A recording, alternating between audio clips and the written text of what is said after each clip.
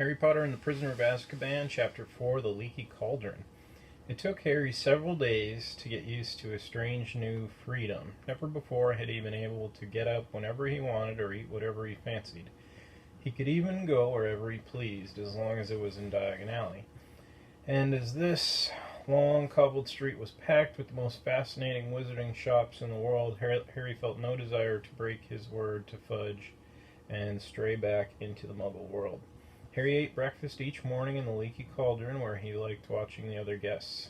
Funny little witches from the country, up for a day's shopping, venerable-looking wizards arguing over the latest article in Transfiguration Today, wild-looking warlocks, raucous dwarfs, and once what looked suspiciously like a hag, who ordered a plate of raw liver from behind a thick wooden balaclava.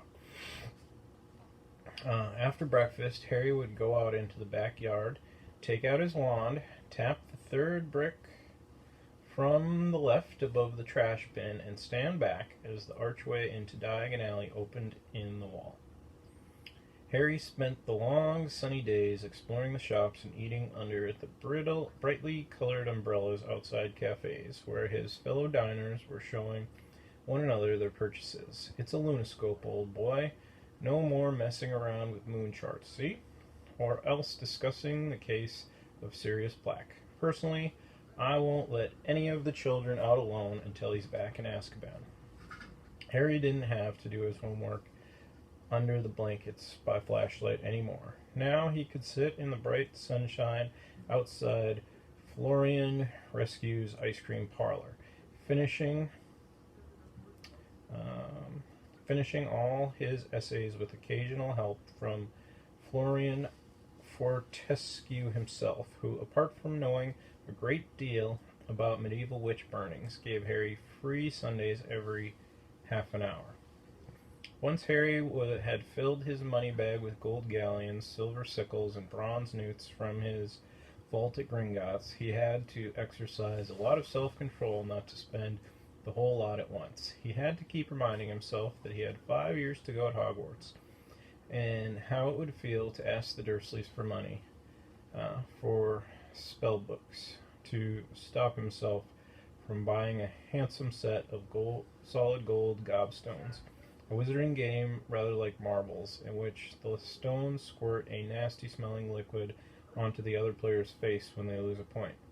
He was sorely tempted, too, by the perfect moving model of the galaxy in a large glass ball, which would have meant he never had to take another astronomy lesson. But the thing that tested Harry's resolution most appeared in his favorite shop, Quality Quidditch Supplies, a week after he'd arrived at the Leaky Cauldron. Curious to know what the crowd in the shop was staring at, Harry edged his way inside and squeezed in among the excited witches and wizards until he glimpsed a newly erected podium on which was mounted the most magnificent broom he had ever seen in his life. Just come out, prototype, a square-jawed wizard was telling his companion. It's the fastest broom in the world, isn't it, Dad? Squeaked a boy younger than Harry, who was swinging off his father's arm. Irish international sides just put in an order for 7 of these beauties, the proprietor of the shop told the crowd, and their favorites for the World Cup. A large witch in front of Harry moved, and he was able to read the sign next to the broom. The Firebolt. This state-of-the-art racing broom sports a streamlined, superfine handle of ash, treated with diamond-hard polish and hand-numbered with its own registration number. Each individual selected birch twig in the broomtail has been honed to aerodynamic perfection, giving the Firebolt unsurpassable balance and pinpoint precision. The Firebolt has an acceleration of 150 miles an hour in 10 seconds and incorporates an unbreakable braking charm. Price on request. Price on request. Harry didn't like to think how much gold the Firebolt would cost. He had never wanted anything as much in his whole life, but he had never lost a Quidditch match on his Nimbus 2000. And what was the point in emptying his Gringotts vault for the Firebolt when he had a very good broom already? Harry didn't ask for the price, but he returned almost every day after that, just to look at the firebolt. There were, however, things that Harry needed to buy. He went to the apothecary to replenish his store of potions ingredients, and as his school robes were now several inches too short in the arm and leg, he visited Madame Malkin's robes for all occasions and bought new ones. Most important of all, he had to buy his new school books, which would include those for his two new subjects, Care of Magical Creatures and Divination. Harry got a surprise as he looked in at the bookshop window. Instead of the usual display of gold-embossed spellbooks the size of paving slabs, there was a large iron cage behind the glass that held about 100 copies of the Monster Book of Monsters. Torn pages were flying everywhere as the books grappled with each other, locked together in furious wrestling matches and snapping aggressively. Harry pulled his book list out of his pocket and consulted it for the first time. The Monster Book of Monsters was listed as the requested book for Care of Magical Creatures. Now Harry understood why Hagrid had said it would come in useful. He felt relieved. He had been wondering whether Hagrid wanted help with some terrifying new pet. As Harry entered, Flourish and Blots, the manager, came hurrying toward him. "Hogwarts," he said abruptly. "Come to get your new books?"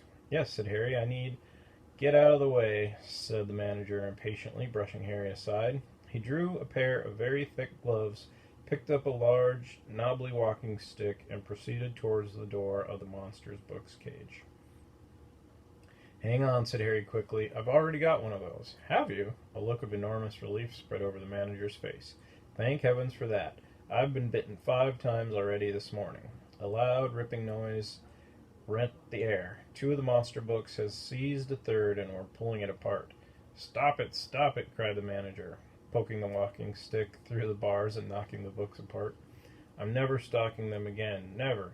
It's been bedlam. I thought we'd seen the worst when we bought 200 copies of the Invisible Book of Invisibility. Cost a fortune, and we never found them. Well, is there anything else I can help you with?" "Yes," said Harry, looking down his book list. "I need Unfogging the Future by Cassandra Vablatsky."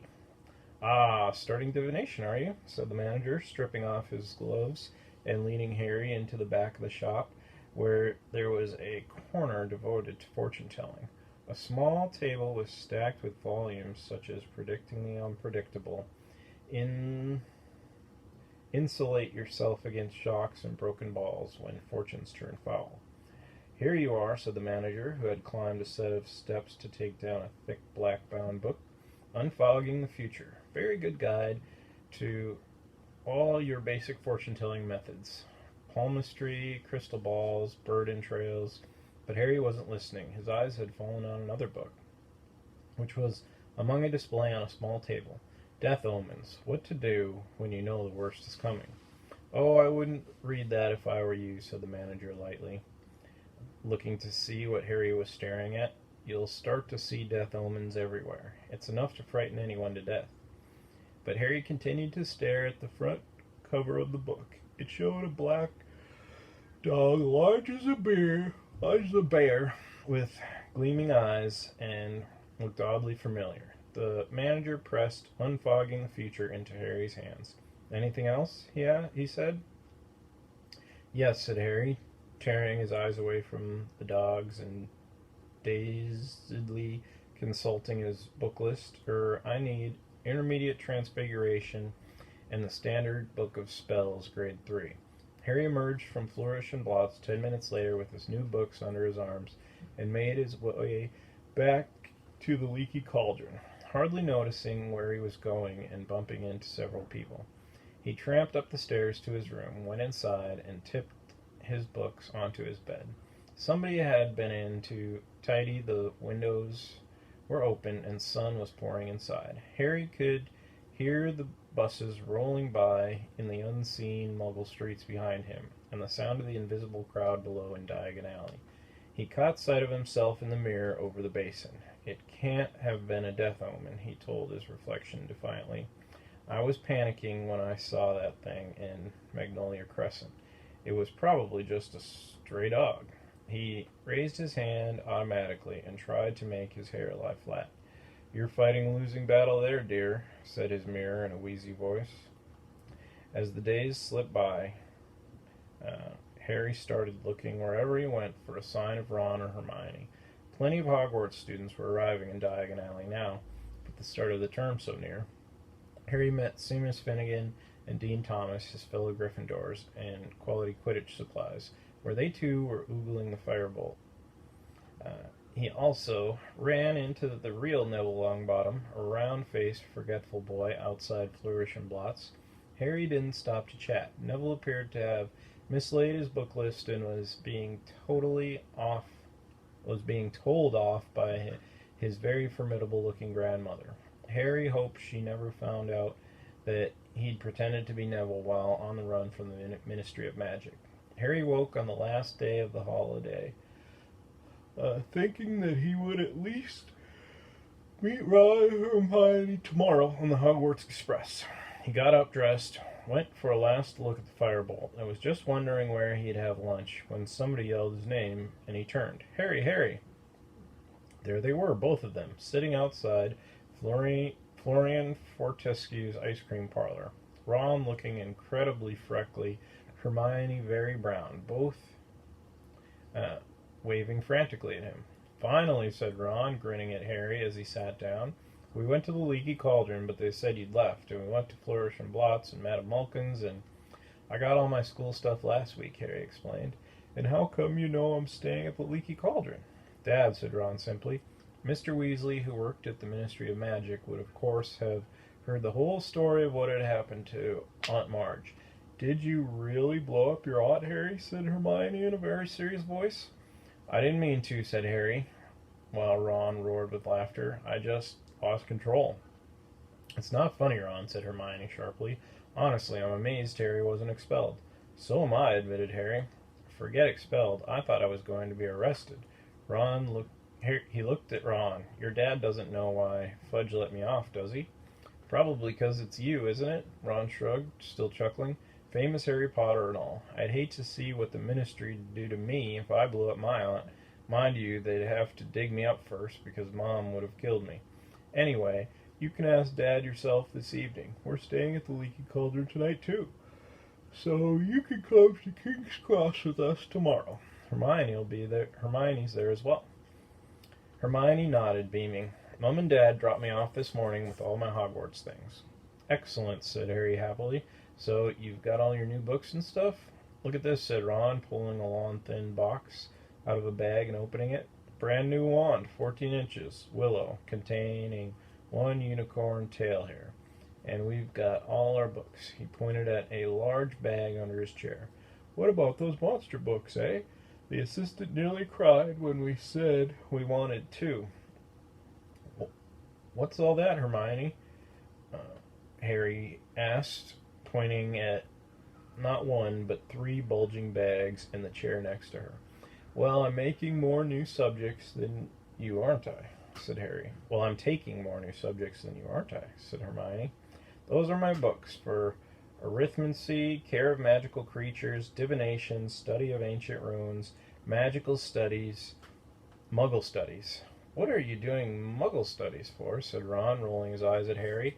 You're muggle-born. Your mom and dad are muggles. You already know all about muggles. But it'll be fascinating to study them from the wizarding point of view, said Hermione earnestly. Are you planning to eat or sleep at all this year, Hermione? Asked Harry, while Ron sniggered. Hermione ignored them. I've still got 10 galleons, she said, checking her purse. It's my birthday in September, and Mom and Dad gave me some money to get myself an early birthday present. How about a nice book? Said Ron innocently. No, I don't think so, said Hermione composedly. I really want an owl. I mean, Harry's got Hedwig, and you've got Errol. I haven't, said Ron. Errol's a family owl. All I've got is Scabbers. He pulled his pet rat out of his pocket, and I want to get him checked over, he added, placing Scabbers on the table in front of them. I don't think Egypt agreed with him. Scabbers was looking thinner than usual, and there was a definite droop in his whiskers. There's a magical creature shop just over there, said Harry, who knew Diagon Alley very well by now. You can see if they've got anything for Scabbers, and Hermione can get her owl. So they paid for their ice cream and crossed the street to the magical menagerie. There wasn't much room inside. Every inch of wall was hidden by cages. It was smelly and very noisy because the occupants of these cages were all squeaking, squawking, jabbering, or hissing. The witch behind the counter was already advising a wizard on the care of double-ended newts, so Harry, Ron, and Hermione waited, examining the cages. A pair of enormous purple toads sat gulping wetly and feasting on dead blowflies. A gigantic tortoise with a jewel-encrusted shell was glittering near the windows. Poisonous orange snails were oozing slowly up the side of their glass tank, and a fat white rabbit kept changing into a silk top hat and back again with a loud popping noise. Then there were cats of every color, a noisy cage of ravens, a basket full of custard-colored fur balls that were humming loudly, and on the counter a vast cage of sleek black rats that were playing some sort of skipping game using their long, bald tails. The double-ended newt wizard left, and Ron approached the counter. "It's my rat," he told the witch. "He's been a bit off color ever since I brought him back from Egypt." "Bang him on the counter," said the witch, pulling out a pair of heavy black spectacles out of her pocket. Ron lifted Scabbers out of his inside pocket and placed him next to the cage of his fellow rats, who stopped their skipping tricks and scuffled to the wire for a better look. Like nearly everything Ron owned, Scabbers the rat was second-hand. He had once belonged to Ron's brother Percy, and a bit battered. Next to the glossy rats in the cage, he looked especially woebegone. Said the witch, picking up Scabbers. "How old is this rat?" "Dunno," said Ron. "Quite old. He used to belong to my brother." "What powers does he have?" said the witch, examining Scabbers closely. The truth was that Scabbers had never shown the faintest trace of interesting powers. The witch's eyes moved from Scabbers' tattered left ear to his front paw, which had a toe missing, and tutted loudly. "He's been through the mill, this one," she said. "He was like that when Percy gave him to me," Ron said defensively. "An ordinary common or garden rat like this can't be expected to live longer than 3 years or so," said the witch. "Now, if you were looking for something a bit more hard-wearing, you might like one of these." She indicated the black rats, who promptly started skipping again. Ron muttered, "Show-offs." "Well, if you don't want a replacement, you can try this rat tonic," said the witch, reaching under the counter and bringing out a small red bottle. "Okay," said Ron. "How much?" Ouch! Ron buckled as something huge and orange came soaring from the top of the highest cage, landed on his head, and then propelled itself, spitting madly at Scabbers. "No, Crookshanks, no!" cried the witch, but Scabbers shot from between her hands like a bar of soap and landed spray-legged on the floor, and then scampered for the door. "Scabbers!" Ron shouted, racing out of the shop after him. Harry followed. It took them nearly 10 minutes to catch Scabbers, who had taken refuge under a wastepaper bin outside Quality Quidditch Supplies. Ron stuffed the trembling rat back into his pocket and straightened up, massaging his head. "What was that?" "It was either a very big cat or quite a small tiger," said Hermione. "Where's Hermione?" said Harry. "Where's Hermione?" "Probably getting her owl." They made their way back up the crowded street to the magical menagerie. As they reached it, Hermione came out, but she wasn't carrying an owl. Her arms were clamping tightly around the enormous ginger cat. "You bought that monster?" said Ron, his mouth hanging open. "He's gorgeous, isn't he?" said Hermione, glowing. That was a matter of opinion, thought Harry. The cat's ginger fur was thick and fluffy, but it was definitely a bit bow-legged, and its face looked grumpy and oddly squashed, as though it had run headlong into a brick wall. Now that Scabbers was out of sight, however, the cat was purring contentedly in Hermione's arms. "Hermione, that thing nearly scalped me," said Ron. "You didn't mean to, did you, Crookshanks?" said Hermione. "And what about Scabbers?" said Ron, pointing at the lump in his chest pocket. "He needs rest and relaxation. How's he going to get it with that thing around?" That reminds me, you forgot your rat tonic, said Hermione, slapping the small red bottle into Ron's hand. And stop worrying. Crookshanks will be sleeping in my dormitory and Scabbers in yours. What's the problem? Poor Crookshanks. That witch said he'd been in there for ages. No one wanted him. I wonder why, said Ron sarcastically as they set off toward the leaky cauldron. They found Mr. Weasley sitting in the bar reading the Daily Prophet. Harry, he said, smiling as he looked up. How are you? Fine, thanks, said Harry, as he, Ron, and Hermione joined Mr. Weasley with all their shopping. Mr. Weasley put down his paper, and Harry saw the now familiar picture of Sirius Black staring up at him. They still haven't caught him, then? He asked. No, said Mr. Weasley, looking extremely grave. They've pulled us all off our regular jobs at the Ministry to try and find him, but no luck so far. Would we get a reward if we caught him? Asked Ron. It'll be good to get some more money. Ron, don't be ridiculous, Ron, said Mr. Weasley, who on closer inspection looked very strained. Black's not going to be caught by a 13-year-old wizard, and it's the Azkaban guards who will get him back. You mark my words. At that moment, Mr. Weasley entered the bar, laden with shopping bags and followed by the twins. Mrs. Weasley entered the bar, and followed by the twins, Fred and George, who were about to start their 5th year at Hogwarts, the newly elected head boy, Percy, and the Weasleys' youngest child and only girl, Ginny. Ginny, who had always been very taken with Harry, seemed even more heartily embarrassed than usual when she saw him, perhaps because he had saved her life during their previous year at Hogwarts. She went very red and muttered hello without looking at him.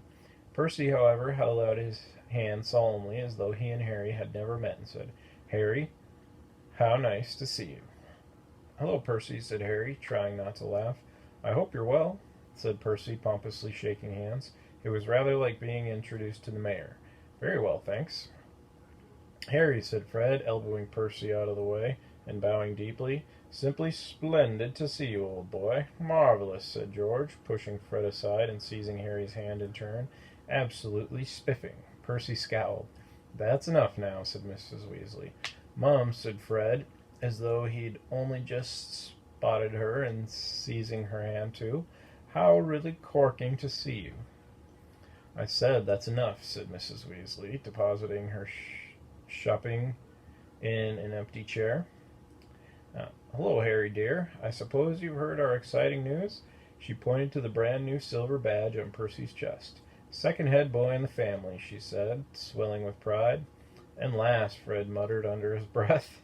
I don't doubt that, said Mrs. Weasley, frowning suddenly. I notice they haven't made you two prefects. What do we want to be prefects for, said George, looking revolted at the very idea. It'd take all the fun out of life. Ginny giggled. You want to set a better example for your sister, snapped Mrs. Weasley. Ginny's got other brothers to set her an example, Mother, said Percy loftily. I'm going up to change for dinner. He disappeared, and George heaved a sigh.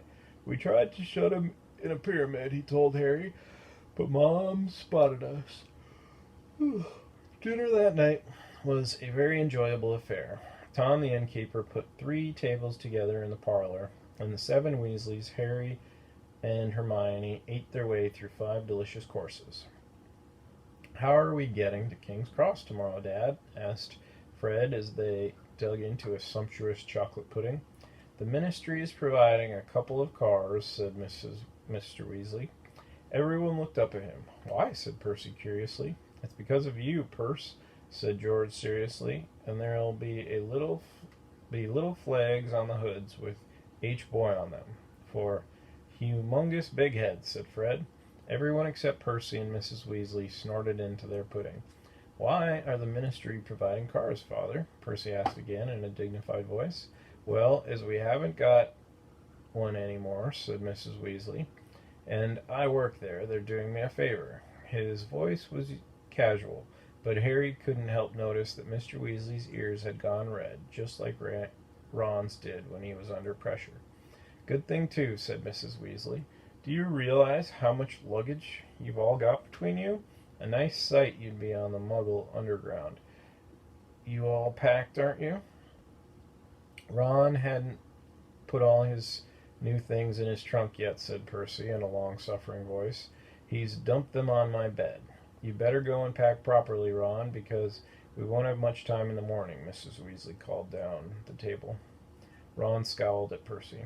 After dinner, everyone felt very full and sleepy. One by one, they made their way upstairs to their rooms to check their things for the next day. Ron and Percy were next door to Harry.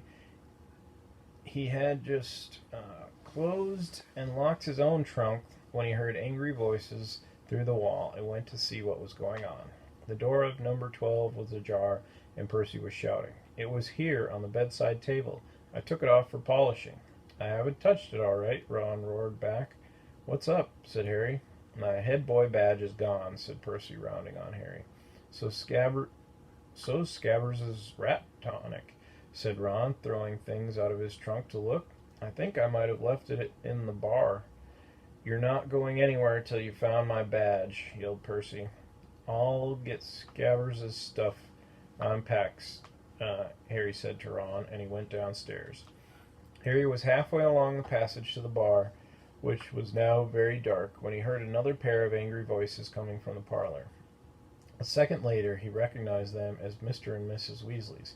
He hesitated, not wanting them to know he'd heard them arguing, when the sound of his own voice, of his own name, made him stop. Then he moved closer to the parlor door. Makes no sense not to tell him, Mr. Weasley was saying heatedly. Harry's got a right to know. I've tried to tell Fudge, but he insists on treating Harry like a child.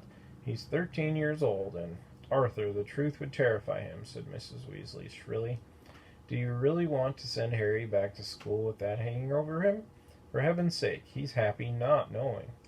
I don't want to make him miserable. I want to put him on his guard, retorted Mr. Weasley.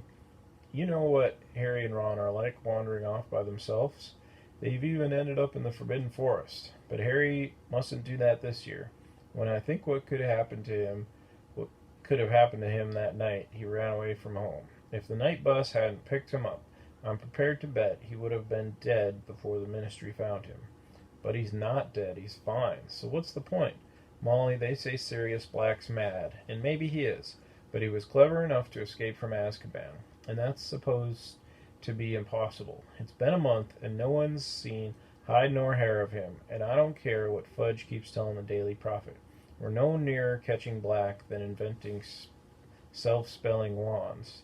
The only thing we know for sure is what Black's after. But Harry will be perfectly safe at Hogwarts. We thought Azkaban was perfectly safe. If Black can break out of Azkaban, he can break into Hogwarts. But no one's really sure that Black's after Harry. There was a thud on wood, and Harry was sure Mr. Weasley had banged his fist on the table. Molly, how many times do I have to tell you? They didn't report it in the press because Fudge wanted to keep it quiet. But Fudge went out to Azkaban the night Black escaped. The guards told Fudge that Black's been talking in his sleep for a while now. Always the same words. He's at Hogwarts. He's at Hogwarts. Black is deranged, Molly, and he wants Harry dead. If you ask me, he thinks murdering Harry will bring you-know-who back to power. Black lost everything the night Harry stopped you-know-who, and he's had 12 years alone in Azkaban to brood on that. There was silence. Harry leaned still closer to the door, desperate to hear more. Well, Arthur, you must do what you think is right, but you're forgetting Albus Dumbledore. I don't think anything could hurt Harry at Hogwarts while Dumbledore's headmaster. I suppose he knows all about this? Of course he knows. We had to ask him if he minds the Azkaban guards situating themselves around the entrances to the school grounds. He wasn't happy about it, but he agreed. Not happy? Why shouldn't he be happy if they're there to catch Black? Dumbledore isn't fond of the Azkaban guards, said Mr. Weasley heavily. Nor am I, if it comes to that. But when you're dealing with a wizard like Black, you sometimes have to join forces with those you'd rather avoid. If they save Harry, then I will never say another word against them, said Mr. Weasley, warily. It's late, Molly. We'd better go up. Harry heard chairs move. As quietly as he could, he hurried down the passage to the bar, out of sight. The parlor door opened, and a few seconds later footsteps told him that Mr. and Mrs. Weasley were climbing the stairs. The bottle of rat tonic was lying under the table they had sat at earlier. Harry waited until he heard Mr. and Mrs. Weasley's bedroom door close, then headed back upstairs with the bottle. Fred and George were crouching in the shadows on the landing, heaving with laughter as they listened to Percy dismantling his and Ron's room in search of his badge. "We've got it," Fred whispered to Harry. "We've been improving it." The new badge now read Big Head Boy. Harry forced a laugh, went to give Ron the rat tonic, and then shut himself in his room and lay down on his bed. So Sirius Black was after him. That explained everything. Fudge had been lenient with him because he was so relieved to find him alive. He made Harry promise to stay in Diagon Alley, where there were plenty of wizards to keep an eye on him, and he was sending 2 ministry cars to take them all to the station tomorrow, so that the Weasleys could look after Harry until he was on the train. Harry lay listening to the muffled shouting next door and wondered why he didn't feel more scared. Sirius Black had murdered 13 people with one curse. Mr. and Mrs. Weasley obviously thought Harry would be panic-stricken if he knew the truth. But Harry happened to agree wholeheartedly with Mr. Weasley that the safest place on Earth was wherever Dumbledore happened to be. Didn't people always say that Dumbledore was the only person Lord Voldemort had ever been afraid of? Surely Black, as Voldemort's right-hand man, would be just as frightened of him. Then there were these Azkaban guards everyone kept talking about. They seemed to scare most people senseless, and if they were stationed all around the school, Black's chances of getting inside seemed very remote. No, all in all, the thing that bothered Harry most was the fact that his chances of visiting Hogsmeade now looked like 0. Nobody would want Harry to leave the safety of the castle until Black was caught. In fact, Harry suspected his every move would be carefully watched until the danger had passed. He scowled at the dark ceiling. Did they think he couldn't look after himself? He'd escaped Lord Voldemort 3 times. He wasn't completely useless. Unbidden, the image of the beast in the shadows of Magnolia Crescent crossed his mind. What to do when you know the worst is coming? "I'm not going to be murdered," Harry said out loud. "That's the spirit, dear," said his mirror sleepily.